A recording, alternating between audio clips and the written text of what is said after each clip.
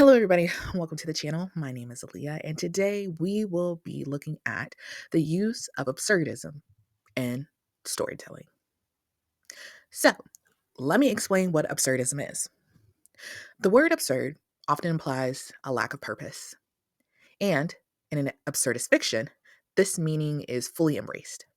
Absurdist fiction focuses on characters who are unable to find intrinsic purpose in life, engaging in seemingly meaningless actions and events.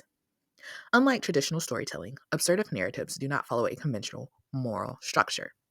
Often, they reject the standard metrics of storytelling altogether, favoring unconventional structures, disjointed narratives, and this allows the author freedom.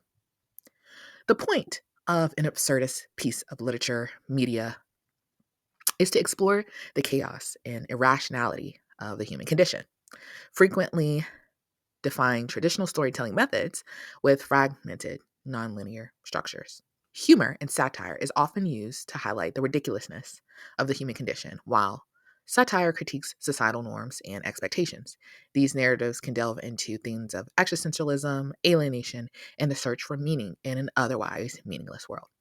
And I felt like the best piece of media to do an analysis on would be.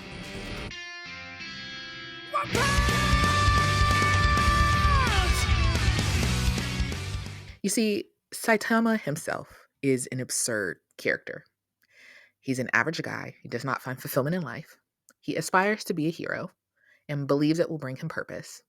He trains so intently that he loses his hair and he can defeat anybody with a single punch.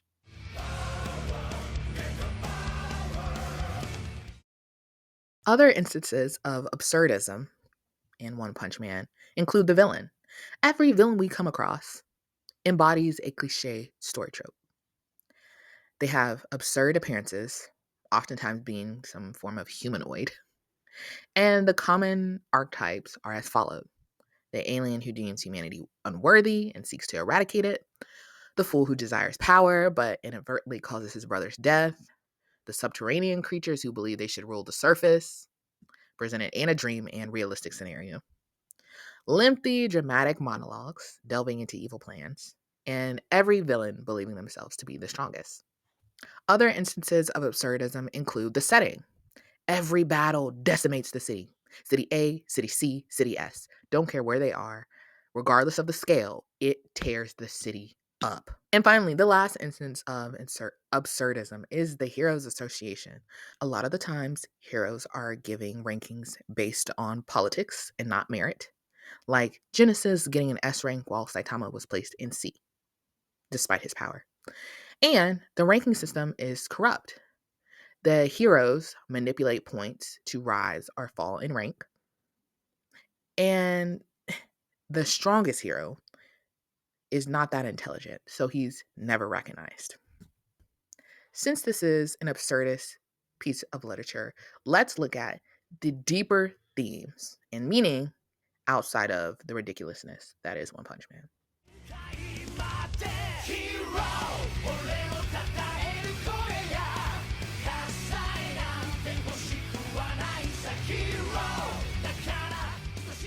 Having finished watching 2 seasons of One Punch Man, there were 2 themes that I decided to pay attention to. The first theme was pride versus humility, and the second theme, public perception and individuality. And for this section, I am going to use something that I understand, which is Le Bible, which is the Bible. In specific regards, in Christianity, there are not 7 deadly sins. All sin is deadly, but there are 3 categories. It's the pride of life, the lust of the flesh, and the lust of the eye. So immediately, when I was watching One Punch Man, I saw, the themes that they are exploring are similar to the pride of life. So that is what we will be addressing first.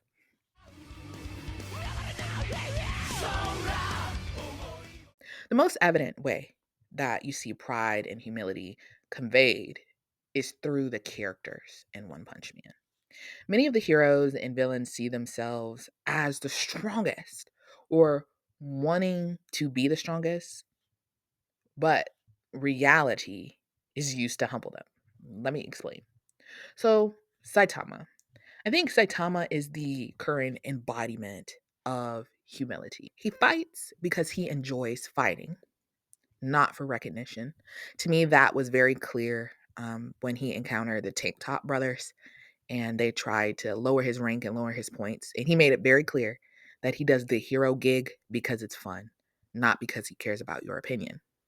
Also, his frustration seems to stem from the emptiness of the power that he holds. Because he is so powerful, there's nothing that challenges him in this arena of life. And because he found emptiness in overwhelming power, he's not arrogant. That's like, I think, also in the Bible, like King Solomon, if you don't know, he's like the wealthiest king to ever walk the earth and the wisest king. And he writes the book of Ecclesiastes and he says, none of it matters. I've had it all. It means nothing. If you're having an existential crisis, Ecclesiastes is not going to make your life better. It's not going to make your life better. But that's kind of what I see Saitama as someone who's just, he's reached the pinnacle of strength and he found out there was nothing there. And because he has become the embodiment of like humility and overwhelming strength, he begins to like decide whether someone's reason for growing strong is good or bad. That's the best way I can put it. And so next we have Garu, which I would describe as someone who is walking in the pride of life. Garu seeks strength for the sole purpose of defying the hero society. He embodies the prideful struggle of wanting to be feared rather than respected. He wants to strike fear in people's hearts. So everywhere they go, they'll know my name. They'll know how powerful I am. They'll know how scary I am. They'll know how I beat all these heroes, and I will be reverenced because I'm so powerful. And unlike Saitama, his sense of purpose is tied to external validation. You see, though, Garu was bullied. And one day I might make a video on it, but the damage that bullying did to him, it seems irreversible. Like, and I'm glad they did not make him an indiscriminate villain, you know, the ones that kill anybody. He had a very specific goal tied to a very specific bullying experience. And just like, don't be a bully. Don't, you never know the type of person you're creating and unleashing upon the world when you do that. Don't be a bully. And then we have Moomin Rider, who is honestly the type of person that I dislike. Because Moomin Rider is basically a hero with no power. No significant power, anyway. But he has conviction and he holds to those morals and beliefs despite knowing he will lose. And I think we were supposed to be inspired by Moomin Rider. I found myself annoyed. First of all, there are many of times when Garu could have just been eradicated, and Moomin Rider was one of the reasons why he was allowed to persist and got everybody else beat up in the process. And that's one thing that I don't like about idealists, because it's great to have ideas. If you do not have the power to change and enact those ideas, they are just ideas. It, it actually hinders society for you to flaunt those ideals and then in turn do nothing about them. I don't know what Moomin Rider needs to do, but if he comes back in season 3 and has no power, matter of fact, he wanted to say C rank, I'm gonna need you to sit down, bro. We'll see you at the cookout. We'll see you at family fun events. Don't come to the battlefield because somebody's gonna get slapped up because of you. Somebody is gonna get slapped up because you rode in there, disrupting the flow. I don't know. I don't like Boomerang Rider. I don't like Boomerang Rider. He's kind, yeah, he's nice, yeah, but sit down, bro. Sit down. Continuing on with pride versus humility. Boros. Now, I felt like Boros was a great um character to compare and contrast Saitama to, because he also mirrored Saitama in his pursuit to find a worthy opponent. But the difference between him and Saitama is Saitama did not go on a rampage in space killing everybody he came across to find that hero. Boros came to the same conclusion as Saitama. There is emptiness in power without a challenge. And even though Boros was strong enough to make like Saitama giggle, kind of, speaking in layman's terms, he still didn't even touch the surface of Saitama's power. But that was fun to watch. It was fun to see. You know, I love in anime when the fight scenes become like scribble. It's a good fight scene. Well, and then finally, discussing pride versus humility, pride of life, was the demon cells. Now, season 2, the tournament arc, I think it was episode 8, was probably the most powerful arc in season 2 because it really solidified this pride versus humility for me. With weaker characters wanting to consume the demon cells to become stronger, only to find out that they are still weak compared to other stronger monsters.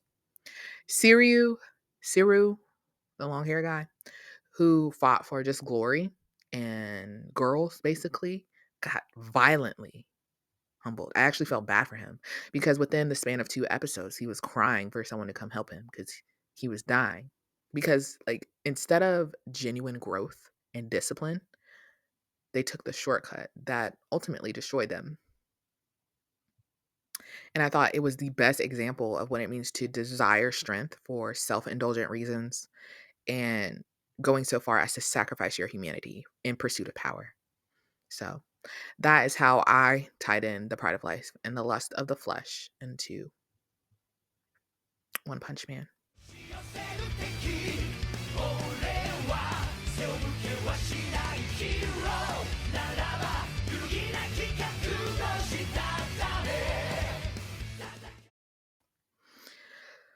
I felt like the Heroes Association and all of the complexities we saw in season 2 were really a reflection of society's obsession with status over substance.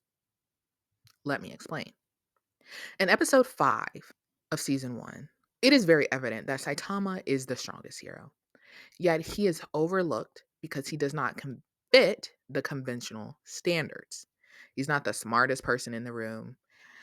And despite him saving cities, saving King time and time again, he receives little credit.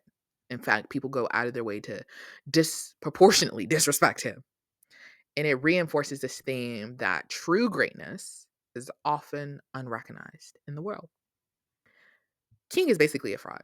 King is a fraud, not basically. He is a fraud. And he's ranked as one of the strongest heroes based off of the work that Saitama did. We see in season 2, episode 1, well, not episode 1, but further along in season 2, that King is only sitting in the high seat because of false recognition. His reputation is built off of luck and basically perpetual misunderstandings, proving that the public perception of King is what trumps the reality of who he is. This in turn mirrors how people can elevate someone in their eyes even when they lack substance. Um, for example, how we view, if you like K-pop, or even if you're a stan, you're part of stan culture, how you can love someone you don't know so much, believe in so much of their greatness, only to come to find out, like behind the curtains, they're not that nice of a person, they're a despicable person, or they're a person that you otherwise wouldn't speak to. You know what I mean? And we see that time and time again with celebrities and pastors and just leaders in our communities or in the world at large, and their moral failings fall out in front of us, or their quiet history, and you realize, oh, they really are people. Yeah, they were people to begin with, but in your eyes, for some reason, you place them up on this pedestal because they can do a good shuck and jive. And finally, we see Siryu, who was utterly, violently, viciously humbled. Viciously humbled. So much so that he went from proud and standing on his feet, talking about how strong he is, to crying out for help in begging for his life. I think Siryu losing represents what happens or how quickly you can fall when you seek out your own pleasures and status. There's always someone who's bigger, better, faster, stronger, more equipped than you. And so humility is kind of like the safest way to keep yourself from looking really ridiculous. You look really ridiculous. It keeps you from looking foolish. That's what I want to say. It keeps you from looking foolish because he looks so dumb. I actually felt bad for him. That was quite the lesson to learn. Thank you guys so much for watching. Let me know what you think down in the comments, and I will see you in the next video.